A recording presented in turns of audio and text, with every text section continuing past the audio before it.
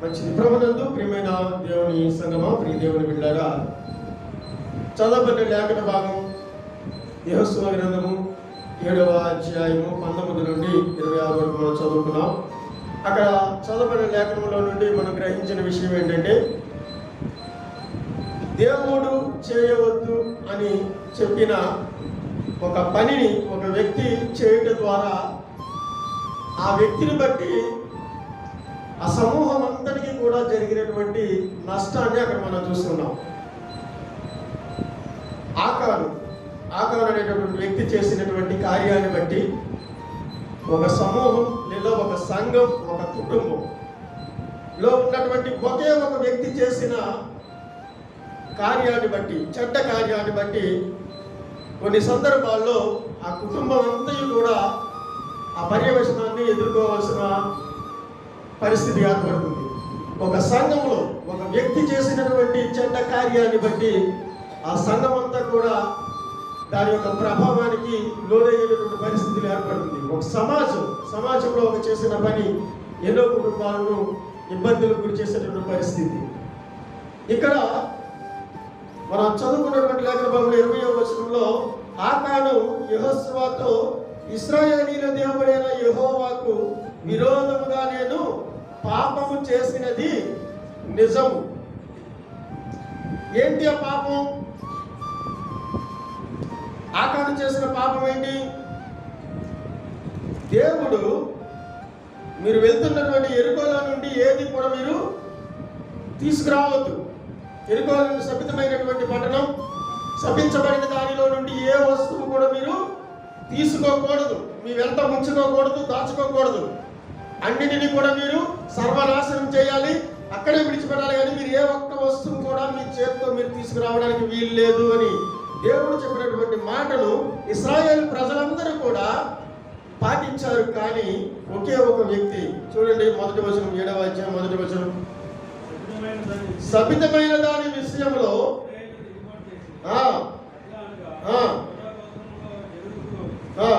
ముని మనవడును, జబ్ది మనవుడును, కర్మీ కుమారుడునైన ఆకాను శపితము చేయబడిన దానిలో కొంత తీసుకొనెను. గనుక యెహోవా ఇశ్రాయేలీయుల మీద కోపించెను. అక్కడ ఇశ్రాయేలీయులు ఏం చేశారండి? ఇశ్రాయేలీయులు ఏదైనా తప్పు చేశారా? ఇశ్రాయేలు ప్రజలందరూ చేసిన తప్పు కాదు ఇది. ఆకాను అనేటటువంటి ఒక వ్యక్తి చేసినటువంటి తప్పుకు ఇశ్రాయేలీయులందరి మీద కూడా దేవుడు తన ఉగ్రతను చూపిస్తూ ఉన్నాడు. ప్రభునందు ప్రియమైన వారులారా, ఈ వ్యక్తి వద్దన్న పని చేయడానికి గల కారణం ఏంటి? ఆకాను దేవుడు చేయవద్దు అని చెప్పినటువంటి ఆ పనిని పెడచెవిన పెట్టి, ఆ మాటను విని కూడా దాన్ని విడిచిపెట్టి ఈ రకంగా కొంత దోపుడు సొమ్ములో నుండి కొంత తెచ్చి దాచుకోవడానికి అతన్ని ప్రేరేపించినటువంటి లక్షణాలు లేదా గుణాలు ఏంటి అని మనం ఆలోచన చేస్తే, ఇతరుల నుండి మనం కొన్ని లక్షణాలను మనం చూడొచ్చు. ఆ పని చేయడానికి ప్రేరేపించబడేటువంటి కొన్ని గుణాలు మనం చూస్తే, మొదట అతిక్రమం అనేది ఇతరులో ఉంది. అంటే దేవుడిచ్చిన ఆజ్ఞను నేను మీరితే నాకేమవుతుంది? క్రమం లేకుండా నేను జీవిస్తాను, నేను అలా జీవించినందున నాకేం జరుగుతుంది అనుకున్నాడు. అతిక్రమం అనేది తనలో ఉంది మొదటిగా. అందుని బట్టే దేవుడిచ్చినటువంటి ఆజ్ఞను లేదా ఆయన చెప్పినటువంటి మాటను పెడచెవిన పెట్టాడు. రెండవ లక్షణం ఏంటంటే, అతిక్రమించే గుణం ఈయనలో ఉంది. రెండవది అత్యాశ అనేది ఇతనికి ఉంది. ఇశ్రాయేలీలు అందరిలాగే ఇతనికి కూడా వాళ్ళకున్న దానిలాగే వీరికి ఇతనికి కూడా ఉంది, సంపాదించుకున్నది ఏదైనా కానీ అంతకంటే నాకు ఎక్కువ కావాలి, ఇంకేదో కావాలి. దేవుడు చెప్తే మాత్రం నేను తీసుకోవడం మానేయాలా అనేటటువంటి అత్యాశ. నేను ఇంకా ఏదో దాచుకోవాలి, పెంచుకోవాలి, నేను ఇంకా సంపాదించుకోవాలి. అత్యాశ, ఉన్నదానితో సంతృప్తి పడకపోవడం అనేటటువంటి లక్షణం అత్యాశ. అలాగే స్వప్రయోజనం లేదా స్వార్థం మూడవ లక్షణం ఇతరులో ప్రేరేపించింది ఏంటి? ఆ కార్యం చేయడానికి, దోపుడు సొమ్ములో నుండి కొంత తీసి దాచుకోవడానికి ప్రేరేపించినటువంటి ఆ లక్షణాలు ఏంటని మనం చూస్తున్నాం. మొదటిగా అతిక్రమం, అత్యాస, స్వప్రయోజనం లేదా స్వార్థం. తన ప్రయోజనం కొరకు, తన ప్రయోజనం ఎవరు చూడలేదులే, నన్ను ఎవరు కనిపెట్టలేదులే, నేను మాత్రం సంపాదించుకుంటే చాలు, అందరికీ ఉన్నదాంతో నాకేంటి, లేని దాంతో నాకేంటి, నాకు దొరికేదాన్ని నేను సంపాదించుకొని దాచుకుంటే సరిపోతుంది, నా కుటుంబం నేను హ్యాపీగా ధనవంతుడిగా నేను సంపాదించిన దాంతో జీవిస్తే సరిపోతుంది. స్వప్రయోజనం అనేటటువంటి గుణం కలిగి ఉన్నాడు ఈయన. స్వలాభం, స్వప్రయోజనం, స్వార్థం అనేటటువంటిది మూడవదిగా. నాలుగవదిగా మనం చూస్తే ఇతడు ధనాపేక్ష, మరి ముఖ్యంగా ధనాపేక్ష కలిగి ఉండుట వలన దాన్ని ఆశించాడు, దాన్ని తీసుకోవడానికి ఆయన ప్రయత్నం చేస్తాడు. తీసుకుని అది ఎక్కడ దాచాడండి? డేరా మధ్య భూమిలో దాచాడట. అది భయపడి ఏదైనా దోపుడు సొమ్ము అయితేనే, లేదా చేయకుండా పని చేస్తేనే మనం దాస్తాం. దాచే పరిస్థితి ఎందుకు వచ్చింది? సంపాదించుకున్న ధనాన్ని. అంటే అది ఎవరైనా చూస్తే యెహోవాతో చెప్తారు, లేదా దేవుడు చూస్తాడు. దేవుడికి తెలియదా ఏమి కూడా మనం దాస్తే? సమస్య ఆయనకి తెలుసు. అయితే ధనాపేక్ష వల్ల ఇతడు తను చేయకూడని పని చేసి తెచ్చి తన డేరాలో దాచుకున్నాడు. ఐదవది భయము అనేది లేకపోవుట, భయపడకపోవుట. భయం అనేది ఇతనిలో లేదు. ఆ భయము అనేది ఇతనికి ఉంటే కనుక, దేవుని భయము అనేది ఇతడు కలిగి ఉంటే కనుక, సభితమైన దానిలో నుండి తీసుకోవద్దు అని చెప్పిన తర్వాత కూడా తీసుకోగలుగుతాడా? భయం అనేది ఉంటే. మెయిన్ దేవుని యొక్క భయం అనేది కూడా అతనికి లేదు. అతను ప్రేరేపించినటువంటి ఈ లక్షణాలను మనం జ్ఞాపకం చేసుకున్నప్పుడు అతిక్రమం, అత్యాస, స్వప్రయోజనం, ధనాపేక్ష, భయపడకపోవడం, ఇవన్నీ ఉన్నాయి అతనిలో. మనం అతడు దాచుకున్నాడు అంటే అది ఒక్కటే మనం చూస్తాం బైబిల్ గ్రంథంలో. ఆ మాటను మనం చదివినప్పుడు వద్దన్నది చేశాడు, వద్దన్న పని చేశాడు అని సభితమైన దానిలో తెచ్చి దాచుకున్నాడు అనే చూస్తాం. అక్కడ వరకే మనం ఆలోచిస్తాం. కానీ అతనిని అలా చేయడానికి ప్రేరేపించినటువంటి అతని మనసులో ఉన్నవి ఎన్ని లక్షణాలు, వాటన్నిటిని మనం చూస్తున్నాం. ఈ దిన వాక్యాంశము ఆకాడు వంటి వారమై ఉండరాదు. ఆకాడు వంటి వారమై ఉండరాదు. దేవుని బిడ్డలైన వారు ఎవ్వరూ కూడా ఆకాడు వలె అతడు కలిగి ఉన్నటువంటి మనసు కలిగి ఉండకూడదు అని లేఖనం సెలవిస్తూ ఉంది. ఆకాడు కలిగి ఉన్నటువంటి మనసు ఎవ్వరూ మనం కలిగి ఉండరాదు అని లేఖనం సెలవిస్తుంది. ఆయన ఆ ఒక్క పని చేయడానికి అతని మనసులో ఎన్నున్నాయో మనం చూసాం. అతిక్రమం అనే దాని గురించి మనం చూసినప్పుడు, మొదటిది అతిక్రమం కదా, అతిక్రమం అనే దాని గురించి మనం జ్ఞాపకం చేసుకున్నప్పుడు ఇది ఆదిలోనే జరిగింది కదా. ఎవరు అతిక్రమించారు? ఆదాము హవ్వలు ఆజ్ఞను అతిక్రమించారు. అతిక్రమించిన వారిని దేవుడు శిక్షించకుండా ఊరుకున్నాడా? ఆజ్ఞను అతిక్రమిస్తే లేదా దేవుని మాటను ఉల్లంఘిస్తే తప్పనిసరిగా దానికి తగిన ప్రతిఫలం పొందుకుంటాం. అది ఆదిలో నుండి కూడా దేవుడు మనకు చూపిస్తూనే ఉన్నాడు. మనకు ఆయన పరిశుద్ధ లేఖనాల ద్వారా మనకు తెలియజేస్తూనే ఉన్నాడు. అతిక్రమం అనేది చాలా ప్రమాదకరమైనది. క్రైస్తవ జీవితంలో క్రైస్తవ విశ్వాసి దేవుని మాటను ఉల్లంఘించే వ్యక్తిగా జీవించకూడదు అని చెప్పడానికి అనేకులను, ఆజ్ఞను అతిక్రమించిన వారిని బైబిల్ గ్రంథంలో దేవుడు పొందుపరిచున్నాడు, చూపించాడు మన కొరకు. వారి వల్ల మీరు ఆజ్ఞను అతిక్రమించి దేవుని మాటను నిర్లక్ష్యం పెట్టి, దేవుని మాటను పెడచెవిని పెట్టి, దేవుని మాటను ధిక్కరించి వారి వల్ల మీరు కాకుడి అని అనేక మార్లు వారిని మాదిరికరంగా చూపిస్తూ ఉన్నాడు. అలా చేసిన వారు ఎటువంటి ప్రతిఫలాలు అనుభవించారో అవన్నీ కూడా లేఖనాల్లో మనం చూస్తూనే ఉన్నాం. ఎటువంటి ప్రతిఫలం అనుభవించారండి? ఆది తల్లిదండ్రులైన వారు ఆదాము హవ్వలు అతిక్రమించిన దాన్ని బట్టి ఏం జరిగింది? వారు పొందుకున్న ఫలం ఏంటి? శాపాన్ని పొందుకోవడమే కాదు, దేవుని సహవాసంలో నుండి గెంటివేయబడ్డారు. దేవుని సహవాసంలో నుండి బయటకు త్రోసివేయబడ్డాడు. ప్రతిరోజు చల్లపూట ఆయన వచ్చి వారిని పలకరించేవాడు. ఆ ఏదోను తోటలోనికి దేవుడు వచ్చి పలకరించి మాట్లాడేవాడు. కానీ ఏదోను తోటలో నుండి బయటకు పంపించి వేసిన తర్వాత రోజు వారితో మాట్లాడే పరిస్థితి లేదు. దేవుని సహవాసం కోల్పోయారు. దేవుని సహవాసం కోల్పోయారు. అంతేకాదు, వ్యక్తిగతంగా శారీరకంగా కూడా వారు శాపాన్ని తెచ్చుకున్నారు. ఆధ్యాత్మికంగా దేవునికి దూరం అయిపోయారు. దేవుని సహవాసాన్ని కోల్పోయారు. శారీరకంగా కూడా వారు శాపాన్ని కొని తెచ్చుకున్నారు. ఆ సంగతి మనకు తెలుసు. ప్రభునందు ప్రియమైన వారులారా, ఇంకా అలాగా ఆజ్ఞ అతిక్రమించి దానికి తగిన ఫలాలు పొందుకున్నటువంటి వారు లేఖనాల్లో మనం చాలా మందిని చూడొచ్చు. మోసే విషయానికి వస్తే, మోసే ఆది తండ్రి ఆదాము అవ్వలను మనం చూసాం. ఆదికాండం 2వ అధ్యాయం 16-17 వచనంలో మనకు ఆ మాట ఉంటుంది. అలాగే మోసేను గురించి చూస్తే అతిక్రమం చేసినప్పుడు వచ్చేటటువంటి ఫలాలు, ప్రతిఫలం ఎలా ఉంటుందో మోసే విషయంలో కూడా ఆజ్ఞను అతిక్రమించినందున అతను కూడా తగిన ఫలాన్ని పొందుకున్నాడు. చూడండి, సంఖ్యాకాండము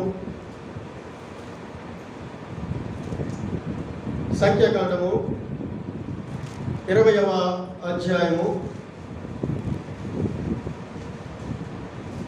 7-8 వచనాలు చూడండి.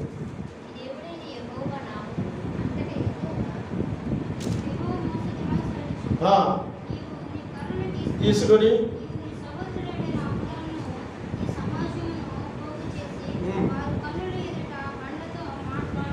చాలు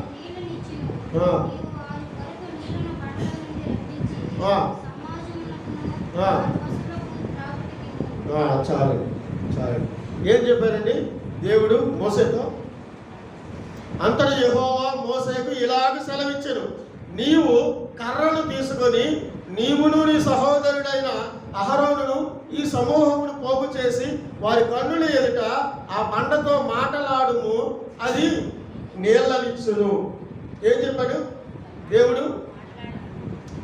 11వ వచనం చూడండి.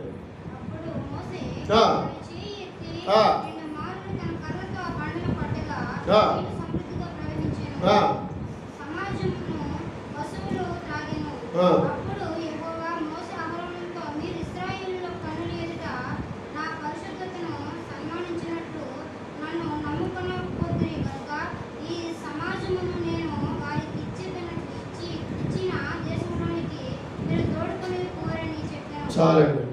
దేవుడు ఏం చెప్పాడు అక్కడ?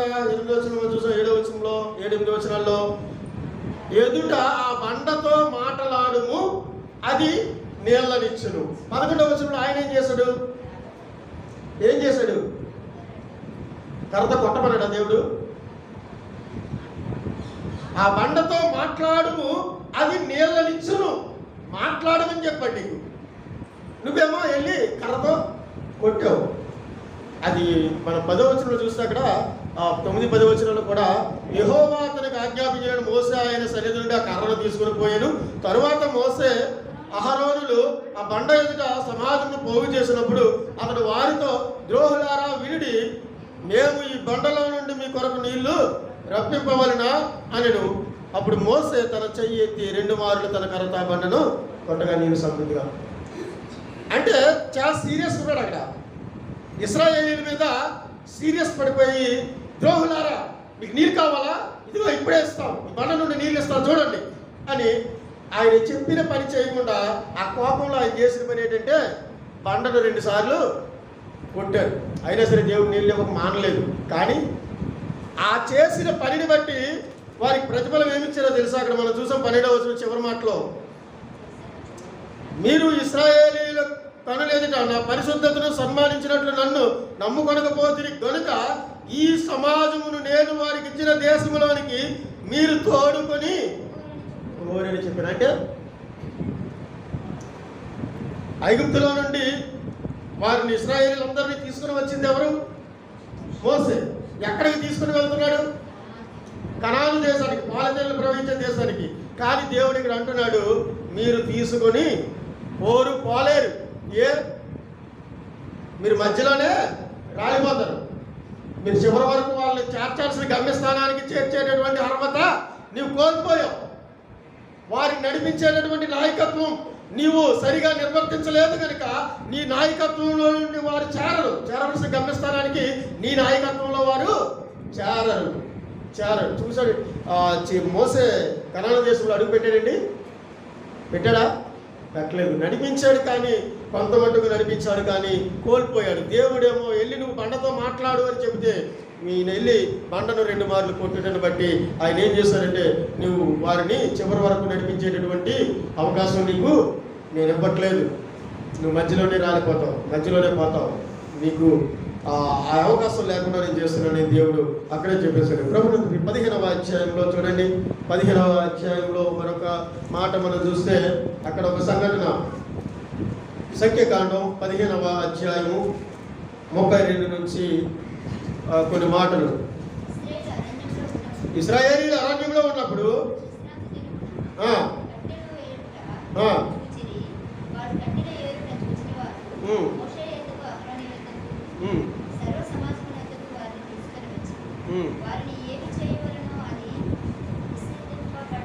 విశదపరచబడలేదు కనుక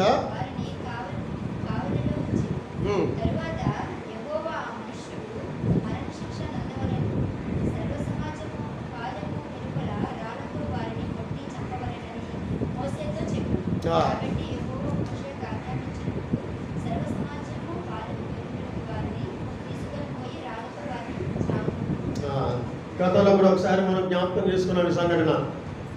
దేవుడిచ్చిన ఆజ్ఞల్లో విశ్రాంతి దినమును పరిశుద్ధ దినముగా ఆచరించండి అని ఒక ఆజ్ఞ ఇచ్చాడు, చెప్పిన మాట, దేవుడు చెప్పిన మాట. అయితే విశ్రాంతి దినాల్లో ఒకడు కట్టెలు ఏరుకోవడానికి అడవులోనికి వెళ్ళాడట.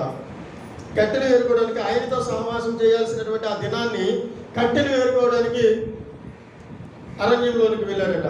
అది చూసినటువంటి 2 మనుషులు వచ్చి మోసేతో చెప్పారట, అయ్యా ఈరోజు విశ్రాంతి దినం కదా, ఏ పని చేయకూడదు, మా దాసులే కానీ మా దాసిలే కానీ మా ఎద్దులే కానీ మా ఒంటిలే కానీ ఏది కూడా ఏ పని చేయకూడదు, ఈరోజు దేవుని దినము, దేవుడు తనతో తన ప్రజలతో తన బిడ్డలతో తను గడపడానికి ఏర్పాటు చేసుకున్నటువంటి ఒక దినము, ఈ దినాన్న ఏ పని చేయకూడదని ఆయన ఆజ్ఞ ఇచ్చారు. విశ్రాంతి దినాన్ని పరిశుద్ధ దినంగా ఆచరించమని ఆజ్ఞ ఇచ్చారు. అయితే ఒక వ్యక్తి తన పనిపాట్లు తను చేసుకుంటూ ఉన్నాడు, అరణ్యంలో కట్టెలు ఏరుకుంటూ ఉన్నాడు. మరి అతని పరిస్థితి ఏంటి? ఆజ్ఞను అతిక్రమించాడు, విశ్రాంతి దినాన్ని పరిశుద్ధ దినంగా ఆచరించకుండా అతని పనులు అతను చూసుకుంటూ ఉన్నాడు కనుక అతని పరిస్థితి ఏంటంటే, మోసేకు కూడా అది తెలియజేయబడలేదు. అటువంటి వారికి ఏ శిక్ష విధించాలో మోసేకు కూడా తెలియజేయబడలేదు. తెలియజేయబడినప్పుడు ఆయన ప్రార్థించారు. ప్రార్థించినప్పుడు ఆయన సెలవిస్తూ ఉన్నారు. మోసేతో దేవుడు సెలవిస్తున్నటువంటి మాట ఏంటంటే, తరువాత యెహోవా ఆ మనుష్యుడు మరణశిక్ష నొందవలెను, సర్వ సమాజము పాలెము వెలుపల రాళ్లతో వాడి కొట్టి చంపవలెనని మోసేతో చెప్పాను. ఎవరు చెప్పారు? మోసేతో. ఏం చేయాలో తెలియక వారిని కావల్లో ఉంచారు, ఆ వ్యక్తిని కావల్లో ఉంచారు. ఆ తర్వాత దేవుడు బయలుపరిచాడు, అతన్ని ఊరి అవతలకు తీసుకుని వెళ్ళి రాళ్లతో కొట్టి చంపేయండి. ఇది ఎంత భయంకరమైనటువంటి పరిస్థితి చూడండి. ఒక్కరోజు దేవుని మందిరానికి వెళ్ళకపోతే, ప్రత్యక్ష గుడారంలో లేదా సమాజ మందిరంలో కూడుకొనకపోతే, విశ్రాంతి దినాన్ని పరిశుద్ధ దినంగా ఒక్కరోజు నువ్వు ఆచరించకపోతే ఊరవతలకు తీసుకెళ్లి రాళ్ళతో కొట్టి చంపేయాలి. దేవుడిచ్చిన మాట అంతే. ఒక్కరోజు నువ్వు దేవుని సన్నిధిలో గడపకపోతే, ఆయన దినాన్ని ఆయన కోసమే నువ్వు ఇవ్వకపోతే మరణానికి తప్పక నువ్వు గురి కావలసిందే అని లేఖనం సెలవిస్తుంది. ఆ దినాలలో పాత నిబంధన కాలంలో ఆ రీతిగా దేవుడు ఇచ్చాడు. అయితే ప్రభువైన యేసుక్రీస్తు వారి కృప మన ఏడలో ఉన్నది కనుక ఆయన క్షమాపణను బట్టి, ఆయన క్షమించే గుణాన్ని బట్టి మనం వెళ్ళిపోతూ ఉన్నాం. కానీ మనం కూడా పరిశుద్ధ ఆ దినాన్ని, ఆయనతో సహవాసం చేయాల్సిన దినాన్ని మన కొరకు మనం ఉపయోగించుకుంటే, మన కొరకు మనం వాడుకుంటే మనకు కూడా తగిన శిక్ష పొందవలసిన వారమే. కానీ యేసుక్రీస్తు వారు ఆయన సహిస్తున్నారు, నా బిడ్డ ఈ విషయాన్ని తెలుసుకోకపోతుందా అని. ఆ దినాలలో అయితే ఆజ్ఞను అతిక్రమించినటువంటి విశ్రాంతి దినాన్ని పరిశుద్ధ దినంగా ఆచరించిన వారికి మరణశిక్ష విధించాలని దేవుడు చెప్పినటువంటి మాటలను మనం చూసాం. ప్రభునందు ప్రియమైన దేవుని సంగమా, మొదటి సమూయేలు గ్రంథంలో మరొక వ్యక్తుల గురించి మనం జ్ఞాపకం చేసుకుంటే, అతిక్రమిస్తే కలిగే ఫలితాలు మనం చూస్తూ ఉన్నాం. ఆదాము వాళ్ళు అతిక్రమించారు, దేవుని సహవాసాన్ని కోల్పోయారు, శారీరకపరమైనటువంటి శాపాన్ని కూడా పొందుకున్నారు. అలాగే మోసే ఆజ్ఞ అతిక్రమించాడు, అతిక్రమం అనేది జరిగించాడు, దేవుని మాటను ధిక్కరించి చెప్పింది కాక వేరొకటి చేశాడు. దాన్ని బట్టి కనాను దేశానికి ఇశ్రాయేలు ప్రజలని కనాను దేశంలో చేర్చేటటువంటి ఆ గొప్ప భాగ్యాన్ని పోగొట్టుకున్నాడు. ప్రారంభించడం అయితే ఈయన ప్రారంభించాడు, కానీ తీసుకెళ్ళడం మాత్రం ఎవరు తీసుకెళ్లారండి? ఎవరు తీసుకెళ్లారు? కనాను దేశానికి యెహోషువ కాలేబులు అక్కడ చేర్చారు ఇశ్రాయేలు. ప్రభునందు ప్రియమైన వారలారా, కోల్పోయాడు. తర్వాత ఇక్కడ మనం చూస్తున్న ఒక వ్యక్తి విశ్రాంతి దినాన్ని పరిశుద్ధ దినంగా ఆచరించకపోవడం వల్ల మరణాన్ని కొని తెచ్చుకున్నాడు. ఇక్కడ ఏలీ కుమారులు కూర్చుంటుంది. మొదటి సమూయేలు గ్రంథంలో 2వ అధ్యాయం మనం చూస్తే, వీరు కూడా దేవుడు చేయకూడని పని, అక్కడ ఒక ఆజ్ఞను వారు అతిక్రమించారు. వ్యభిచరించకూడదు అనేటువంటి ఆజ్ఞ ఒకటి ఉంది, దాన్ని అతిక్రమించి వారు కూడా మరణాన్ని కొని తెచ్చుకున్నట్లుగా అక్కడ మనం చూడగలం. సమూయేలు 2వ అధ్యాయము, మొదటి సమూయేలు గ్రంథం 2వ అధ్యాయం 22 చూడండి.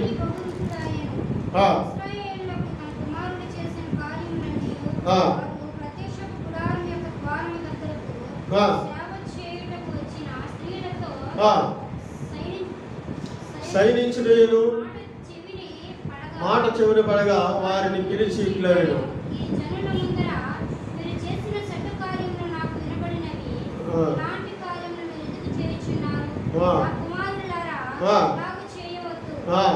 వినబడినది మంచిది కాదు.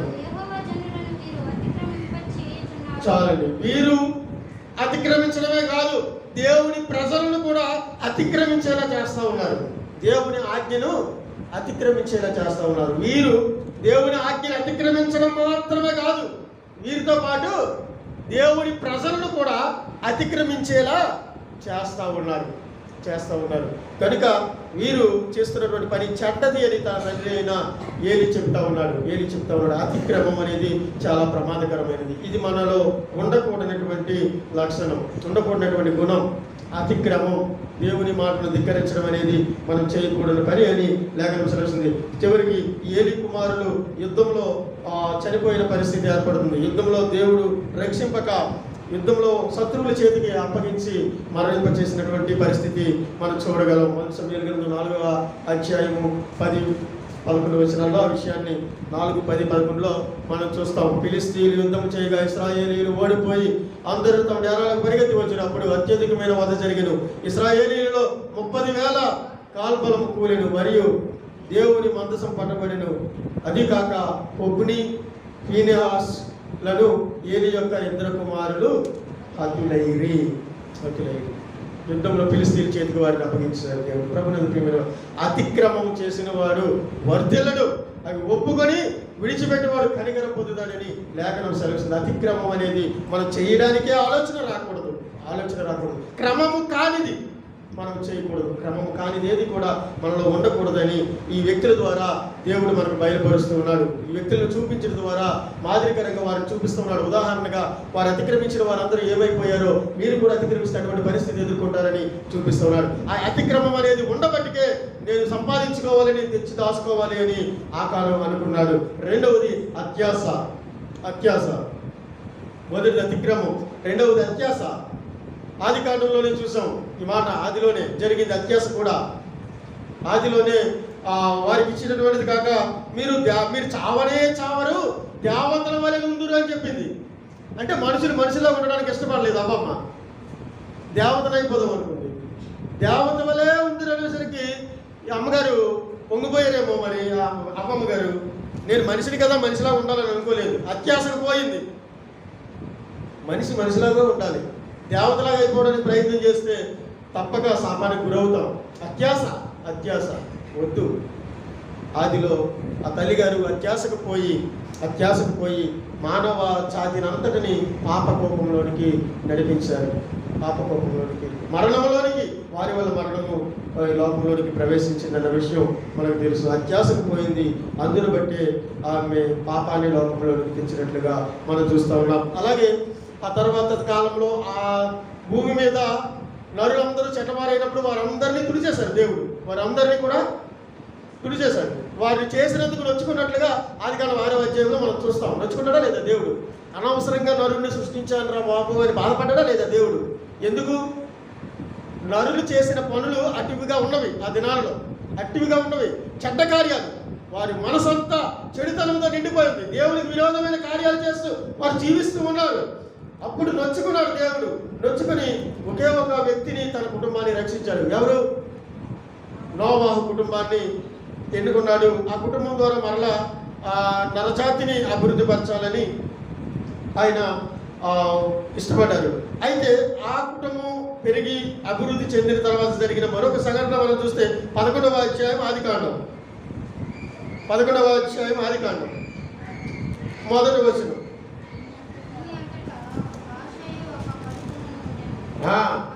చాలండి. భూమి అంతటా ఒక భాషయు ఒక పలికే ఉంది. నోవాహు తర్వాత జనులు విస్తరించారు. అయితే అందరికీ ఒకే భాష ఉంది. వారందరూ నోవాహు నుండి వచ్చిన వారు కనుక ఆ సంతానం అందరికి కూడా ఒకే భాష ఉంది, ఒకటే ఉన్నారు. వారు తూర్పుగా ప్రయాణమే వెళ్ళారట. వారు తూర్పుగా ప్రయాణమే 4వ వచనం చూడండి ఒకసారి. మరియు వారు మనము భూమి అంతటా చెదిరిపోకుండా ఒక పట్టణమును ఆకాశమునంటూ శిఖరము గల ఒక గోపురము కట్టుకొని పేరు సంపాదించుకుందుకు రండని, ఆకాశాన్ని అంటుకునేటటువంటి ఒక గొప్ప శిఖరాన్ని కట్టేద్దాం. ఈ లోకంలో మనం ఎక్కడికి చెదిరిపోకుండా ఇక్కడే ఉండిపోయేలాగిన మనం ఒక స్తూపాన్ని నిర్మించుకుందాం, మన పేరు ప్రఖ్యాతులు సంపాదించుకుందాం, మన గొప్పతనం మనం చాటుకుందామని వారు చూసి వారు చేసిన ప్రయత్నం ఏంటంటే ఒక గోపురాన్ని వారు చూడండి అక్కడ అంటున్నటువంటి మాట, చెదిరిపోకుండా భూమి అంతటా మనం భూమి అంతటా చెదిరిపోకుండా ఇక్కడే ఉండాలి. అసలు దేవుడు ఆదామును అవన్నీ సృష్టించిన తర్వాత వారితో ఏం చెప్పారండి? ఏం చెప్పారు? ఆదికాండం 1:28.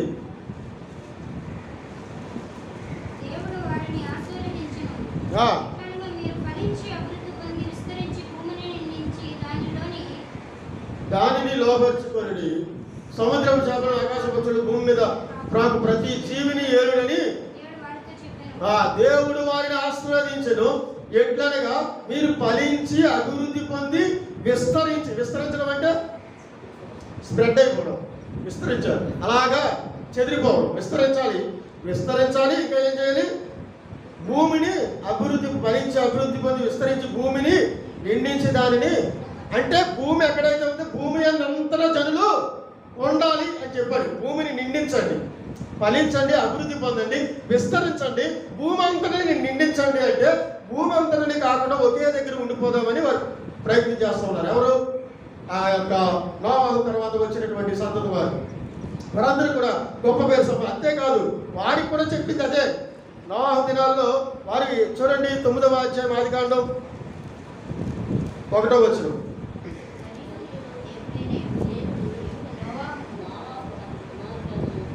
ఆశీర్వదించి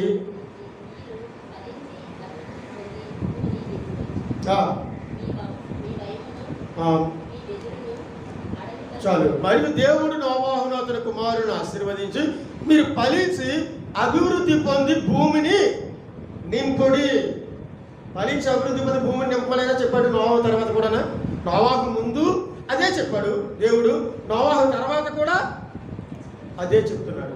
కానీ వీరు భూమిని నింపడానికి ఇష్టపడట్లేదు. దేవుడు చెప్పింది ఒకటైతే వీరు చేస్తున్నది మరొకటి. ఇక్కడే ఉండిపోదాం, మనం ఒక ఎత్తైన స్తూపాన్ని నిర్మించుకొని కట్టడాన్ని కట్టుకొని మనం ఇక్కడే ఉండిపోదాం అనుకుంటున్నారు.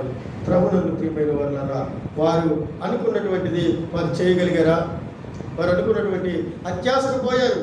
వారు ఏదో చేద్దాం, పేరు సంపాదించుకుందాం, ఇక్కడే ఉందాం, మనం చెదిరిపోకుండా ఇక్కడే ఉందాం అనుకున్నారు. దాని ఫలితం చెదరగొట్టబడ్డారు. 7 అక్కడ మనం చూస్తే 11వ అధ్యాయంలో 7వ వచనంలో మనం చూడండి.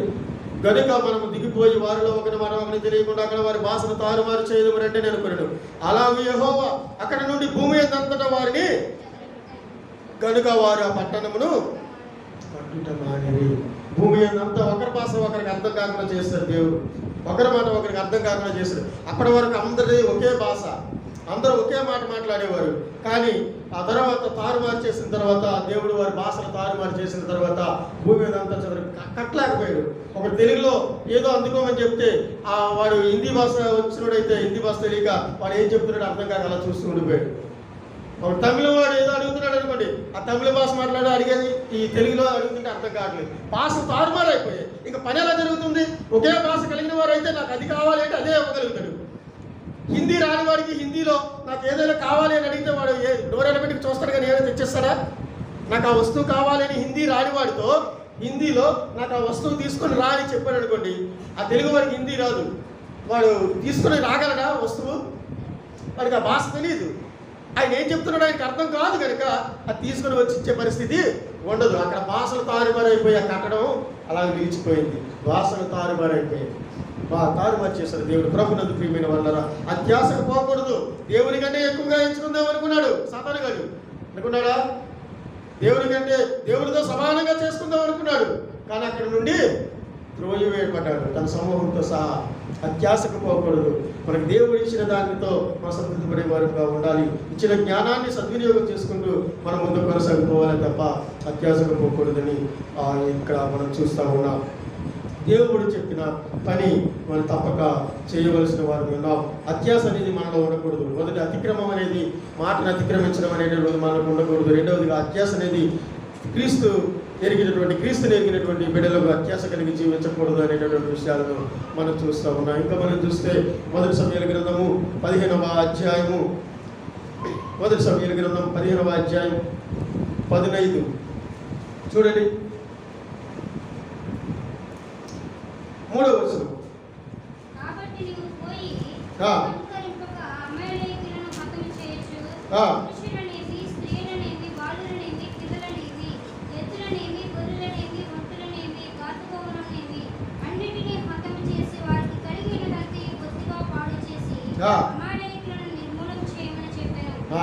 దేవుడు చెప్పినటువంటి కాబట్టి నీవు పోయి కనికరింపక అమాలేకీయులను హతము చేయొచ్చు. పురుషులనేమి, స్త్రీలనేమి, బాలులనేమి, పసిపిల్లలనేమి, ఎద్దులనేమి, గొర్రెలనేమి, ఒంటెలనేమి, గార్ధములనేమి అన్నిటినీ హతము చేసి వారు కలిగినంత బొత్తిగా పాడు చేసి అమాలేకీయులను నిర్మూలన చేయమని చెప్పాను.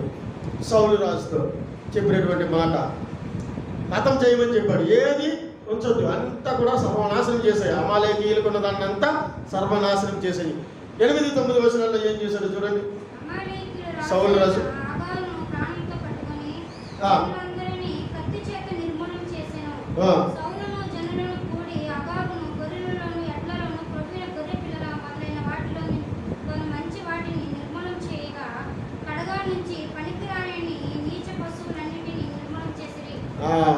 ఏం చేశాడండి?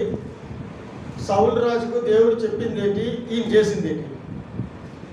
ఎద్దులు కానీ, గార్ధబాలు కానీ, గాడిదలు కానీ, గొర్రెలు కానీ, పసిపిల్లలేమి, బాలులేమి, పురుషులేమి, స్త్రీలేమి ఎవరిని ఉంచొద్దు, అందరినీ హతం చేసాయి. అమాలేకీయుల్లో నుండి చిన్న పిల్లలతో సహా నువ్వు నాశనం చేసాయి. ఎద్దుల్ని కానీ ప్రత్యేకంగా చెప్పాడు కూడా ఆయన. గొర్రెల్ని కానీ, ఒంటిల్ని కానీ, గాడిదల్ని కానీ, ఎద్దుల్ని కానీ వేటిని కూడా నువ్వు మిగల్చొద్దన్నాడు. కానీ ఇక్కడ 9వ వచనంలో ఏం చేశాడు ఆయన? సౌలును జనులను కూడి అగగును, గొర్రెలలోను, ఎడ్లలోను, క్రొవ్విన గొర్రె పిల్లలను మొదలైన వాటిలో మంచి వాటిని నిర్మూలన చేయక కడగా నుంచి పనికిరాని నీచ పశువులన్నింటినీ పక్కగా ఎండిపోయి చిక్కిపోయి ఉన్న వాటిని అన్నింటినీ హతం చేశాడట. బాగా బలిసిన వాటి అన్నింటినీ పక్కన ఉంచాడట. పక్కన ఉంచమని చెప్పాడు దేవుడు. ఏం చెప్పాడు? దేన్ని కూడా నువ్వు మిగల్చొద్దు. అమాలేకీయులలో ఉన్న ప్రతి దాన్ని నువ్వు హతం చేసాయి, నాశనం చేసాయి. దేన్ని నువ్వు మిగల్చొద్దంటే మరి ఈయన చేసింది ఏంటంటే బలిసిన ఎద్దులను, గొర్రెలను, వీటిని అన్నిటిని కూడా ప్రాణాలతో ఉంచాడు తన కొరకు. అలా చేసినందువలన అతను చేసినటువంటి పని వలన అతను ఎదుర్కొన్నటువంటి ఫలితాన్ని మనం చూస్తే 17వ వచనం చూడండి.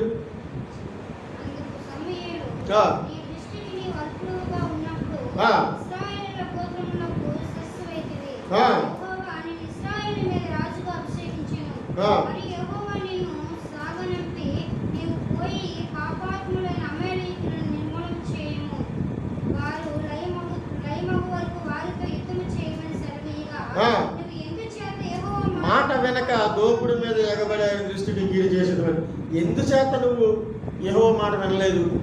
ఆయన ఏం చెప్పాడు, నువ్వేం చేసావు? ఇదిగో నీవు కింద స్థితిలో ఉన్నప్పుడు, నీవు అల్పుడుగా ఉన్నప్పుడు ఇశ్రాయేలీయుల గోత్రములకు శిరస్సుగా నేను ఉంచాడు కదా దేవుడు. నువ్వు అల్పుడుగా ఉన్నప్పుడు దేవుడు నేను ఉన్నతమైన స్థితికి తీసుకుని వెళ్ళాడు కదా, గనుడిగా ఎంచాడు కదా దేవుడు, గనుడిని చేశాడు కదా దేవుడు. ఎందుకు మరి నువ్వు ఆయన చెప్పిన మాట ఎందుకు వినలేదు?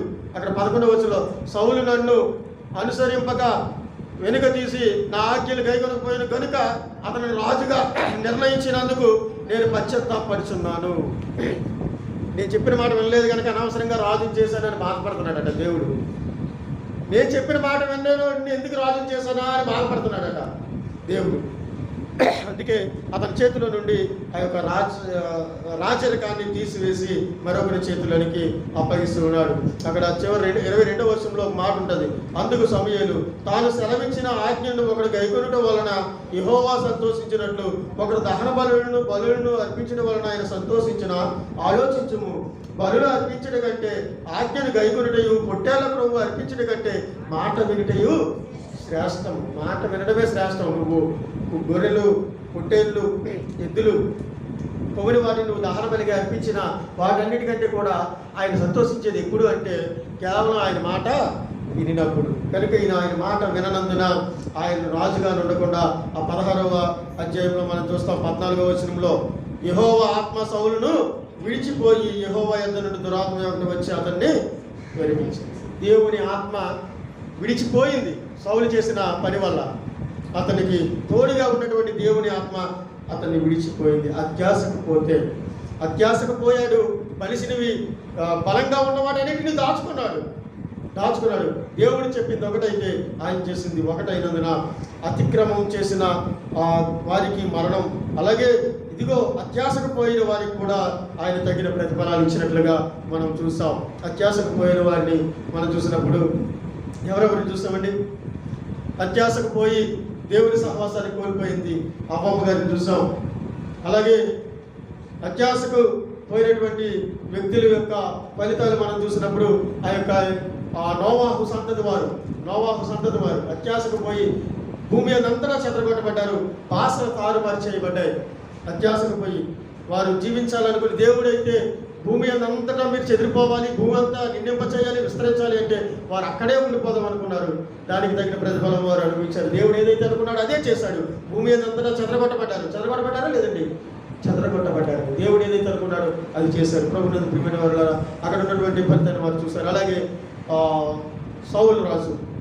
సౌలు ఏదైతే చేయొద్దని చెప్పారో దేవుడు దానినే చేసి దేవుని దృష్టికి అల్పుడుగా ఉన్నటువంటి వ్యక్తి రాజుగా గనుడుగా చేసినటువంటి దేవుని మాటను వినకపోయినందువలన, అత్యాశకు పోయి అతడు సంపాదించుకున్నందువలన అతడు కూడా తన రాజ్యరకాన్ని వదులుకోవలసిన పరిస్థితి, దేవుని ఆత్మను కూడా వదులుకోవలసిన పరిస్థితి ఏర్పడింది. కనుక ప్రభునందు ప్రియమైన వాళ్ళరా, దేవుని చిత్తమైతే మిగతా 3 విషయాలు స్వప్రయోజనం, ధనాపేక్ష, అలాగే భయపడకపోవడం అనే వాటి వల్ల కూడా జరిగేది ఏంటి అనేది మనం వచ్చే వారం చూద్దాం. కానీ ఇక్కడ ఈ 2 విషయాలు ఈరోజు మనం ధ్యానించుకున్నాం. 2 విషయాలు ఏంటి?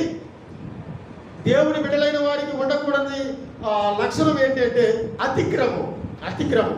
క్రమము కలిగి జీవించాలి క్రైస్తవ విశ్వాసి. అతిక్రమం లేదా అక్రమం అనేది ఉండకూడదు. అక్రమం అనేది క్రైస్తవ విశ్వాసంలో ఉండకూడదు. రెండవదిగా అత్యాశ. దేవుడు ఇచ్చిన దానికి తగిన రీతిగా మనం సంతోషించి దానితో సంతృప్తి పడాలి. మనకు అవసరమైన దేవుడిని అడిగి పొందుకోవాలి. కానీ మనం ఇష్టానుసారంగా అత్యాశకు పోయి అన్యాయంగా సంపాదించేటటువంటి పరిస్థితి మనం చేయకూడదు, మనలో ఉండకూడదు. అత్యాశకు పోయి అతిక్రమించిన వారు కూడా దాని ఫలాన్ని పొందుకుంటారు. అత్యాశకు పోయి అన్యాయంగా సంపాదించాలనుకున్నవి కూడా వారిని కూడా దేవుడు శిక్షించక మానడు అన్న విషయాన్ని ఈ దినాల పరిశుద్ధాత్మ దేవుడు మనతో మాట్లాడి ఉన్నాడు. కనుక దేవుని బిడ్డలమైన మనం ఆకానులో ఆ 2 కూడా ఉన్నాయి. ఒకటి ఏంటంటే మొదటిగా చేసింది అతిక్రమం. దేవుడు చెప్పింది వినకపోవడమే కదా. ఆజ్ఞ అతిక్రమం, మాట వినకపోవడమే కదా అతిక్రమం అంటే. ఆ క్రమం కానిది చేశాడు ఆయన. రెండవది అత్యాశ పడ్డాడు. ఆయనకు ఉన్నదాంతో సరిపెట్టుకోవాలని ఆయన చూడకుండా ఇంకా ఏదో కావాలి. ఏ సౌలు రాజుకు లేదా? సౌలు రాజుకు కావలసినంత ధనము, ఆస్తి లేదా ఆ దినాల్లో? అయినా సరే కొవ్వున గొర్రెలను, ఎడ్లను వీటిని సైడ్ చేసి ఉంచాడు. కానీ దేవుడు మొత్తం అన్నీ కూడా పిల్ల మేకలతో సహా నువ్వు నాశనం చేసి అంటే చేయలేదు. అత్యాశ ఎంతో ఉన్నది సౌలు రాజుకు, అయినా సరే ఇంకా కావాలనుకున్నాడు. అతని యొక్క దేవుని ఆత్మకు దూరం అయిపోయాడు. అలాగే ఆ యొక్క రాజ్యకానికి కూడా పదవి కూడా దూరం అయిపోయాడు. కనుక ప్రభునందు ప్రియమైన వాళ్ళారా, మనము ఇటువంటి లక్షణాలు మనలో లేకుండా, ప్రభువా అతిక్రమం అనేది లేకుండా క్రమంగా నడుచుకునేటటువంటి మనసు నాకు దయచేయండి అని మనం దేవుని ప్రార్థించాలి. అలాగే అత్యాశ పోకుండా ప్రభువా నీవు ఇచ్చిన దాంతో నేను సంతృప్తి పడగలిగేటటువంటి మనసు నాకు దయచేయండి ప్రతినిత్యం మనం ప్రార్థించుకుంటూ, ఆయనకి ఇష్టలుగా జీవిస్తూ, ఆయన కీడు చేయకుండా, ఆయనకు విరోధమైన కార్యాలు మనం జరిగించకుండా, దేవుని దృష్టిలో మంచి వారముగా, చెడ్డ కార్యాలు చేసే వారముగా కాకుండా మంచి కార్యాలు జరిగించే వారముగా ఆయనకి ఇష్టలుగా జీవిస్తూ ఆయన సన్నిధిలో ముందుకు కొనసాగిపోదాం. అట్టి కృప దేవుడు మనకందరికీ అనుగ్రహించి ఆయన సన్నిధిలో నడిపించిన గాక. ఆమె దేవుడి కొద్ది మాటలు దీవించిన గాక. చిన్న ప్రార్థన చేసుకుందాం. మహోన్నతుడ మహాగరుడ మహాగరి స్థుతులకు పాత్రుడైన మా దేవా, ఇదిగో దినాన ఆకారంలో ఉన్నటువంటి 2 లక్షణాలను ఈ దినాన మాకు బయలుపరిచారు. ఒకటి నాయన అతిక్రమం, క్రమం లేకుండా ఉన్నాడనేటటువంటి విషయాన్ని ప్రభా మీరు బయలుపరిచారు. అలాగే అత్యాశకు పోయి నాయన ఆ వ్యక్తి ఆ యొక్క ధనాన్ని గురించి ప్రభా పరిగెళ్ళాడని ప్రభా లేఖనాల ద్వారా మీరు మాతో మాట్లాడారు. అటువంటి మనసు మేము కలిగి ఉండకుండా ప్రభా క్రమమైన జీవితం జీవిస్తూ ఈ సన్నిధిలో ముందు కొనసాగిపోయే మాకు భాగ్యం మాకు దయచేయండి. నాయన మీరు మాకు అనుగ్రహించిన దానితో సంతృప్తికరమైన జీవితాన్ని జీవించగలిగే భాగ్యం మాకు దయచేయండి. అత్యాశకు పోకుండా ప్రభా ఈ సన్నిధిలో ప్రభు సమృద్ధి కలిగి మేము ముందు కొనసాగిపోయే భాగ్యం మాకు దయచేయమని విన్న వాక్యాన్ని నాయన మేము విని గ్రహించి విడిచిపెట్టే వరకు కాకుండా దాన్ని అనుసరించి నడుచుకునే భాగ్యం మాకు అందరినీ దయచేయమని నజరేయుడైన యేసు నామములో ప్రార్థించడానికి వేడుకొంచున్నాను మా తండ్రి. ఆమేన్.